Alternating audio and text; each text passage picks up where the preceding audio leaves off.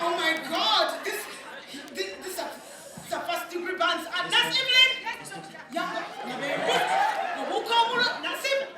Get them people right away. You're gonna put a patient right now. Not stressing.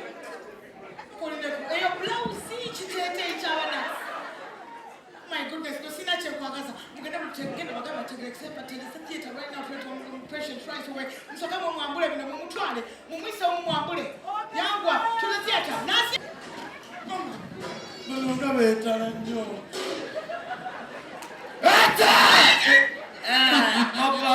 Yes, Bakabala. What?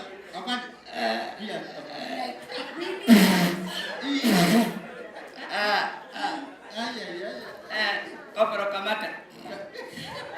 Kole. Yecha babiabi. Ani jamal. Wacha chukule simu. Jana kopro kwa jana nyake. Papa ni nyamkala. Ye tibrate kimone la beko. Barate kimone. Yani ishi. La tabia lode. La tabia no aina masamarati. Alikube 23. Okay. Bet 23. Okay.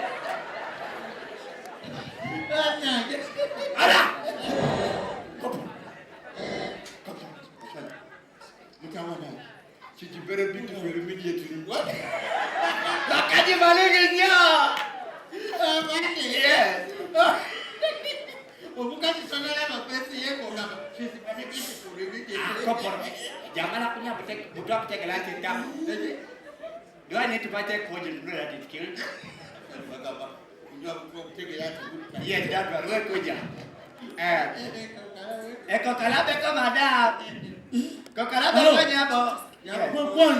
I am detective inspector 002. 008, 002, 002 la page. That's it.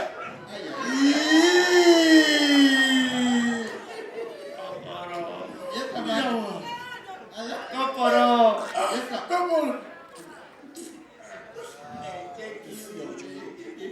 Dale yo.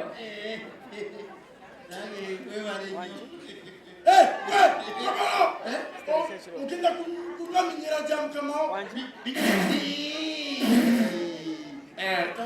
Dale nyanya bo. Koporo. Where? Oh yes, that one. That's my husband's name. Your husband's name. Yes. Elani, how are you? Aya, Koporo. Aya.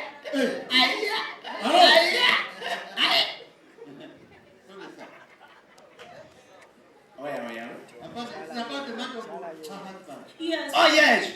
Yes, your husband. Yes, I'm here to investigate upon the matter of your husband. Did you have to see the matter who sought to husband today? And I become a Timothy husband no muchachi. Well, I saw the man from Hey, come on. Younger one, get statement, you're my challenge. Yes. Come on. Are you stupid? Get me get it, stupid. Makaji maganda gena kulima ngajina makumu.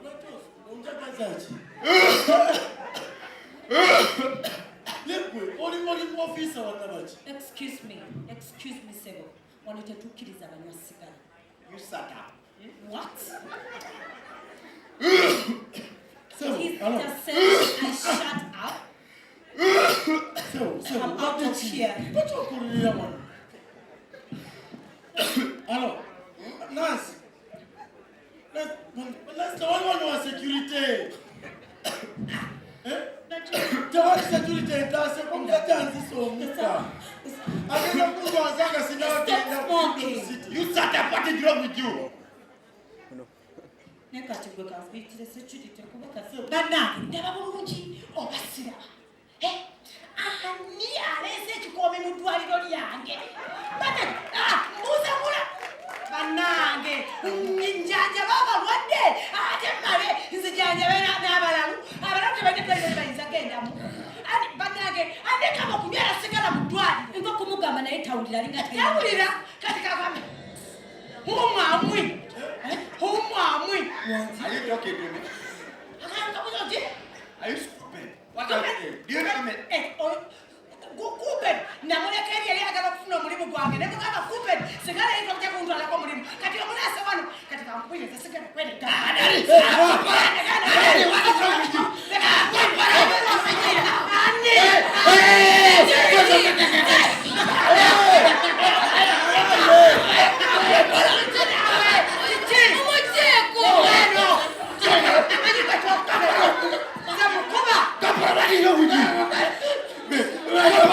You shut up! Shut up, everyone! Shut up! Go for it! You shut up!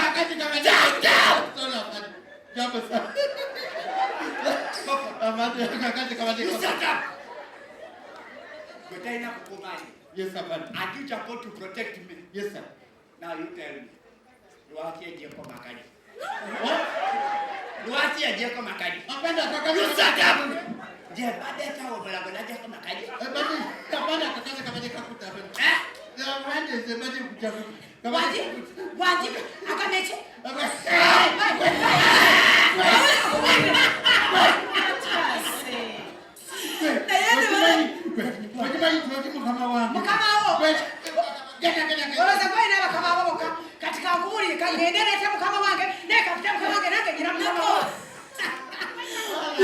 Nenzo chimanyo kwa wangukolera.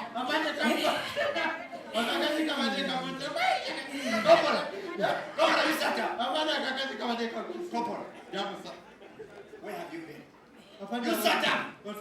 You shut up! I'm talking, you're talking. Where have you been? Shut up! Why can't you reply? Shut up! Yes, sir. Never ever protect me from love. Now, and I'm talking to you just there when you let up. Where is Miley? What is that one? Yeah. Gamba. Who, Where? nye, re, ke, ta. Okay, I've learned that one. Take you. Yeah.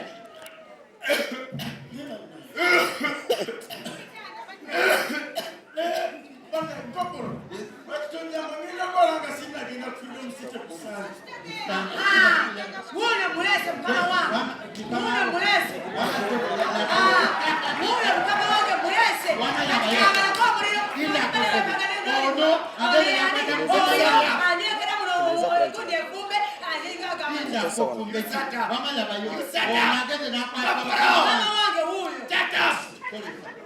Who are you? Who are you? Who are you? Yes. I am Dr. Tony Tondo. Exactly. Mikwano jange atema kumpita titi. Yes. Nawe izo kubidi toyiza kubeyo.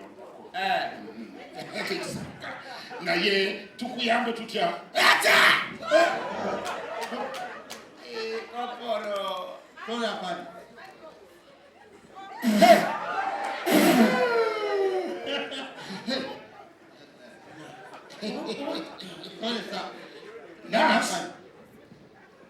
Nas. Sigamba kwe.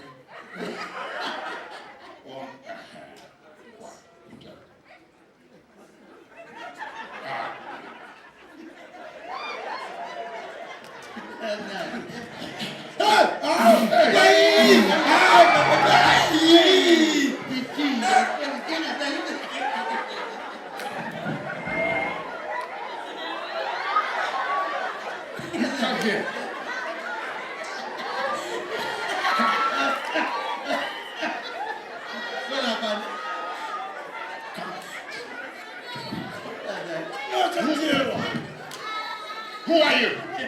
Wani. Oh, yes, I remember. I am Detective Inspector Otto. Here is my identification. Como ababili ya inspector. You stupid. Can't you read? Which photo is that picture? No, I mean, which picture is that photo? You're confusing me. That is my identification. Tukuyambe tutya. What have I come to do? Oh, yes, I remember. I'm here to get upon the mother of your husband. My husband. Oh, what did I say? No, husband. Oh, yes. Yes. What exactly did you want? What did you say? You're a real doctor. Yes, I'm Doctor, Yes. Come on. Huh? About it.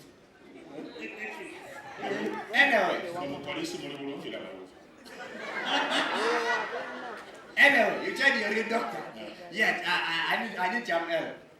How can I talk to walking? I'm told it is very electric to my harmful. No, very harmful to my health. Now listen. Exactly. This is a casualty department. I understand. Era tuli busy nyo. Yeah. And in any case, tetukiriza smoking in the ward.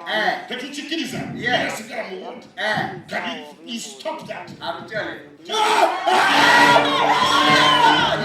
my God! Sebo! Sebo katumoneku! Oh dear! No sibling! Yeah, banna. Omwami mukali mutwala mu X-ray. Every time that we were yo, are you sure? Yeah.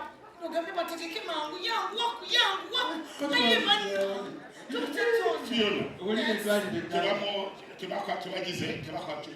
Almost. Atukusatiti. Mbaire ndikwogera n'omukyalo ono. Amusanga. Namwagala tali mu bulumi buli all the time lunaku olulala ibiri isatu ina ali mu biri y'abaaki. Bukyali atya? Obutiti.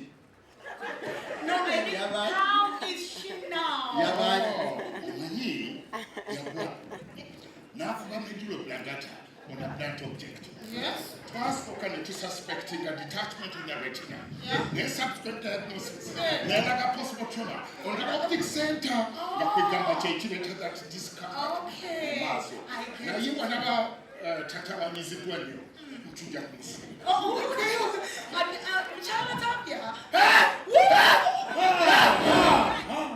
Kakwatira.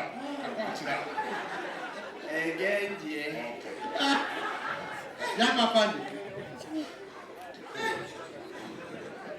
Yes, Kakati Chichi. What brings you here? Oh, yes. I'm here to vacate upon the mother of my husband. Yes, exactly, because she's in Mchala Limburu. Exactly. And if you have... Oh, but I take money. What? I mean, okay, let me tell. Did you actually see the mother who saw your husband today? I saw the mother for freshman second. It is why I was just like it.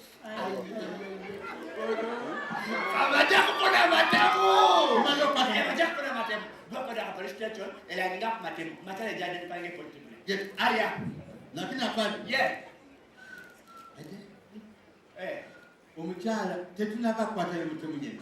Ate n'omukyala kala. Kati identification kale didikulana.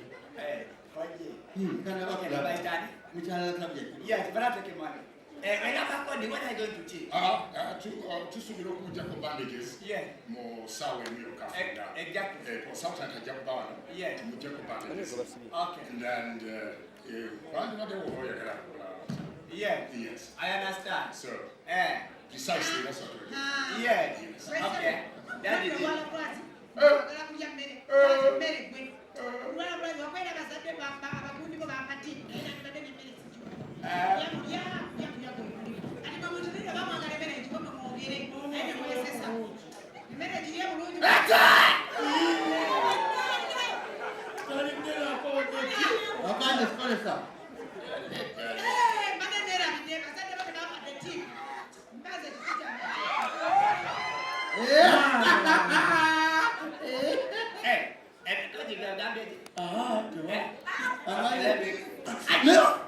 Wait, are you stupid? Yes. And what did you say? Shut up, stupid. I'll come back later. Nansi, munyabe muzijanjala, ebonize inayosonga abiri mu bbiri. Sagala kikola, njagala kira. Hey, abange! Ulindeko! Tusa mu kifo kituufu. Oyanga. Sebo. musajja wuyo yabbye ecupa ya soda kimujeko agisabise mu katanakani uli akulita n'ecupa kale omulwadde owange bw'oyita ecupa nzize kulaba mulamu wange onamubuuza abeewammwe fumba mumanyi muba mulamu otegedde bambi kyalaba bukati kyondaba ani enjoka kibula njiji ole nagitiga tokyafukamira olwalwaddeko katono bwe kati tosobola nakufukamira ng'ombuuza basaba mwe olwo abantu olubala nga musiriwala nga balekerawo okubuuza nga bafukamira nyabo byoyogera sijja bikyagala kundwisha kakati nno kyembadde nti kyokugamba kimunaye nga walaba wangi nkuwadera ati mulwadde naye yasise muganda yakoze ekyo kati tukibiri kanita onyango yange fulume wa mubeewo because oliko mulwadde naye omukwata nga atali mulwadde bogobawana omumanyi ate nze binkwata kozesa tokimanyi nti kyobasembe yashikira shitafu ebino ekyayo ebyawongukasi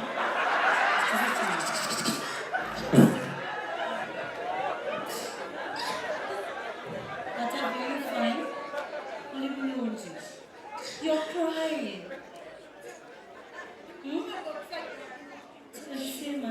Islam, never Catholic, the boy anesthesia. A boy is not going to go Mbwakwe onyerera ataka ofuna omukazi anyerera mukazi weya ondabya budde chamulabire mwana nyerera ayina waka tamanyi Anas. Yes, ma'am. Omukyala yange soko mbulireko nonyota kugeya bambi. Wamitali next day. wali wana kubaka luluto bafu Nebalaga abantu. Naye agenda bagaya bamwagala batemwagala. Lwogera ko tukoya atako oluganja bagaya. sweetheart ogeya okabule olwo mutu gononya ko kyogera kyekibinga tekiriko yefe Amagamba bali. Anyway. That's it, never atwewomeke Munaso jangera kuita kwawo because you know twine chija egos ebodies chechidako Chuwulira ngenda ku engalo nsaba jogere ko se bigambo bitono nnyo nsaba bebaza mwenna bambi okujja mu show yange. Thank you so much. niko ndasubira ko liminete tuvavu Thank you so much. Munazo mkwano munaze wenyimiridde mwebale kwefiiriza. Today is a working day. Ne mwefiriza ne mugamba let me come. I love you too. Pala jatukabya. Abiri mu October.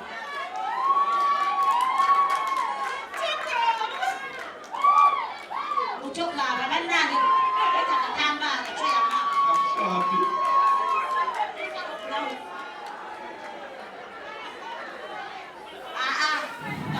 Tabirara. And this is a new day. Okukala kulitiri ya zolwa ina katambala we Anas.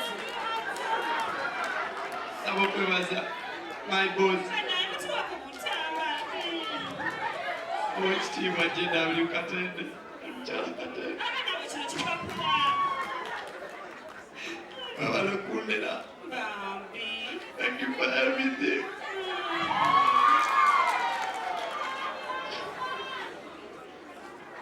My parents. Thank you for supporting me. Aliko sabye tsala polita. Mwenna zigenda bamenya mwenna. Eboni zineyanziza nnyo. Buli afulira olaba nti shenebeerawo. So grateful. Naziga. Mwebale nja kuwaka na baka Anas. I want to thank my sponsors.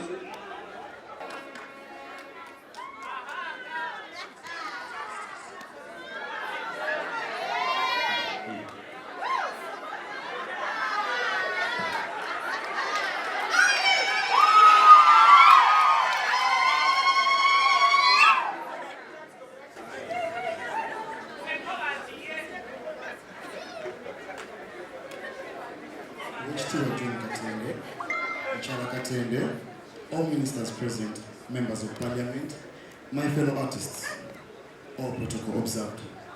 I greet you in Allah's name. Assalamu alaikum wa rahmatullahi wa barakatuh.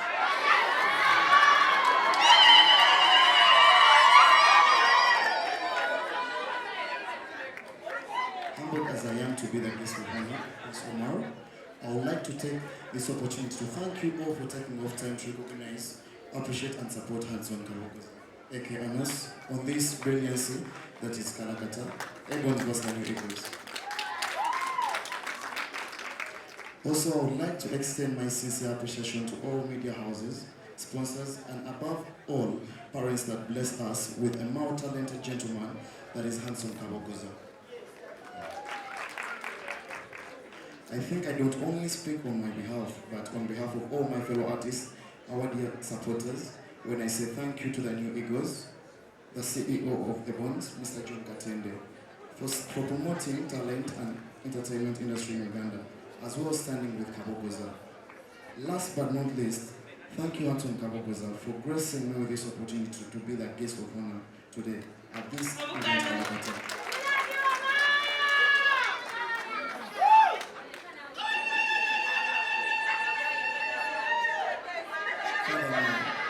As the guest of honor and as a Ugandan artist, I embrace differing talents in Uganda and worldwide. As a sign of appreciation of your talent, on behalf of my colleagues of Crown Records, I would like to take this opportunity as the CEO to present to you, my brother, my fellow youth, with this token, thanking you for representing all artists and any other person doing art in their country. For God and my country, Assalamu alaikum wa rahmatullahi wa barakatuh.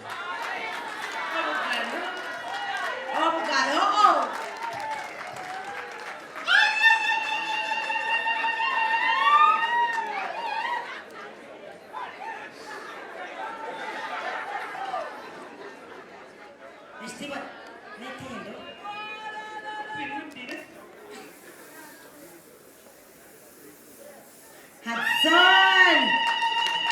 Thank you so much. Thank you.